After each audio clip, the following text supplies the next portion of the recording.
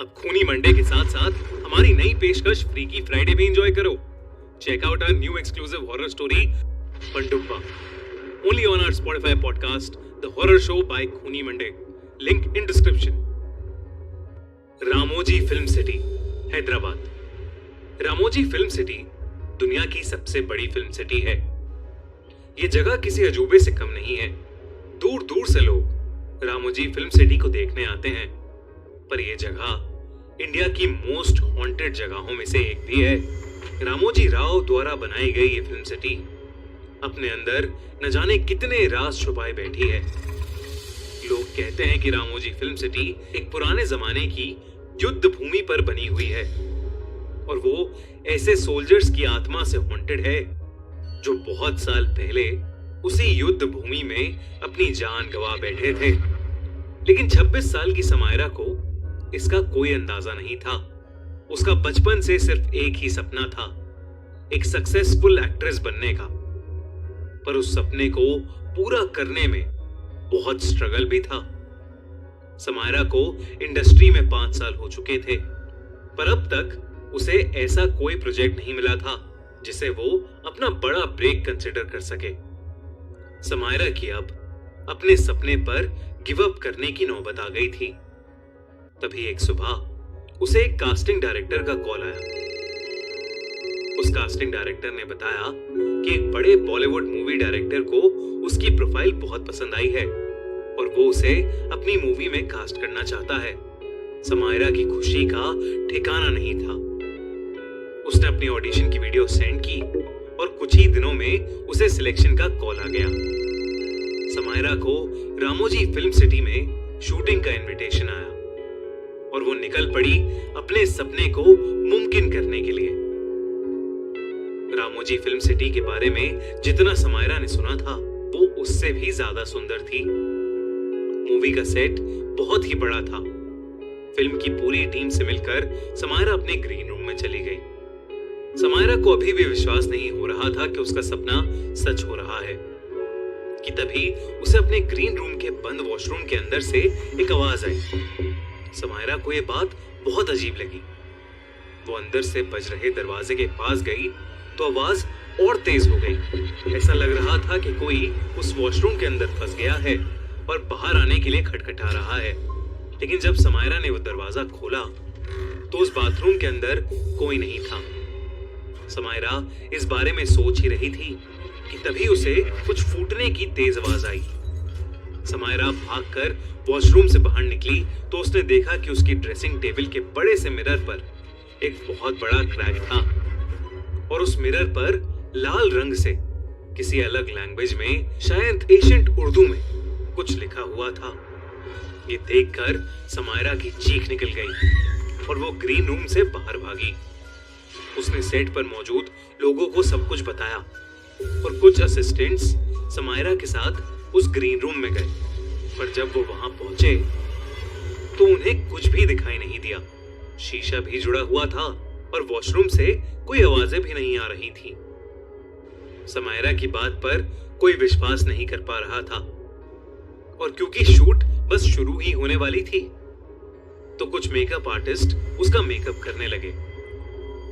समायरा को भी अपने साथ हुआ ये किस्सा भुलाना पड़ा और वो शूट से पहले अपनी लाइंस की रिहर्सल करने लगी।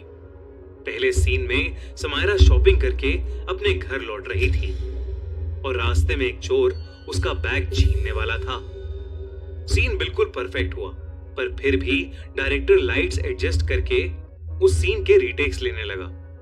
सिर्फ उसी एक सीन के करीबन 20 टेक्स हो चुके थे। समायरा थोड़ी सी फ्रस्ट्रेट होने लगी थी, इसलिए उसने डायरेक्टर से फीडबैक मांगा।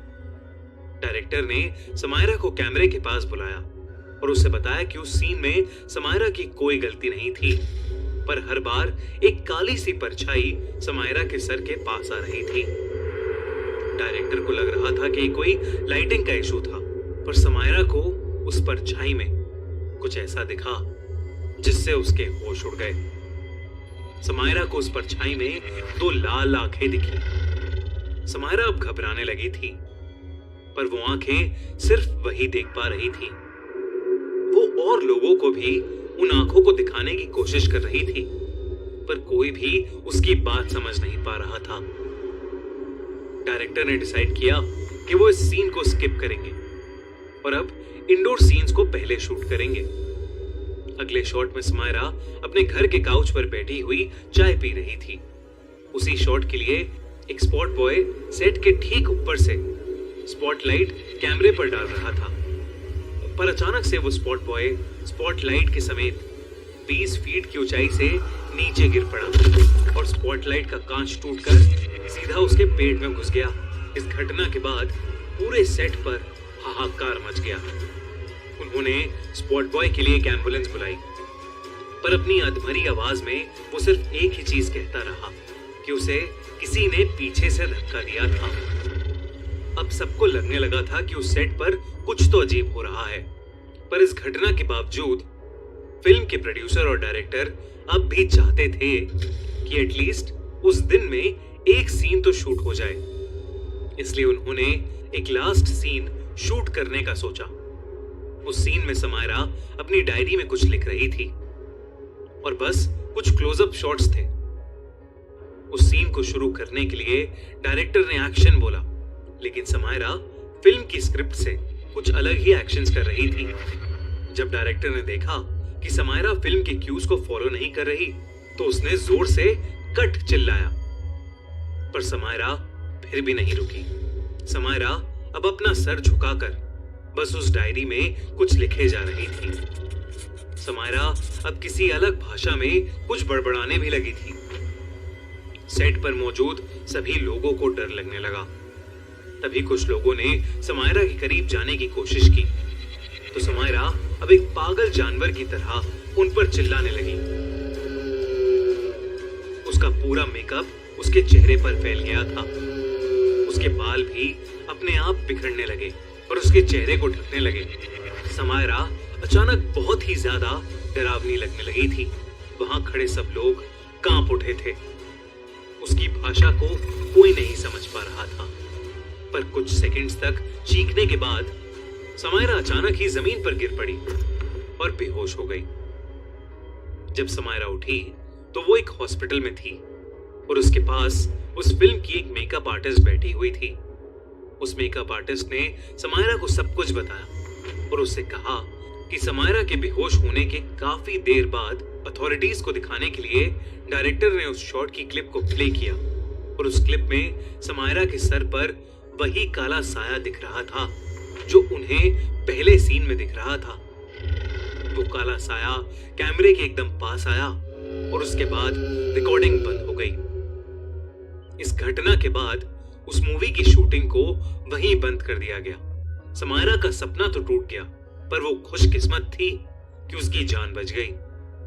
वो काली परछाई किसकी थी और आखिर समायरा के साथ ही ये सब क्यों हुआ, इसका जवाब किसी के पास नहीं है। जवाब है तो सिर्फ एक चीज का, कि रामोजी फिल्म सिटी वाकई हॉन्टेड है। हमारी अगले हफ्ते की कहानी द किडनैपर स्पॉटिफाई पर ऑलरेडी लाइव है, तो डिस्क्रिप्शन में दी गई लिंक पर क्लिक करिए और जल्दी से उसे सुनिए। और अगर आपको ये वीडियो अच्छी लगी तो हमारा चैनल खूनी मंडे सब्सक्राइब करना बिल्कुल मत भूलना।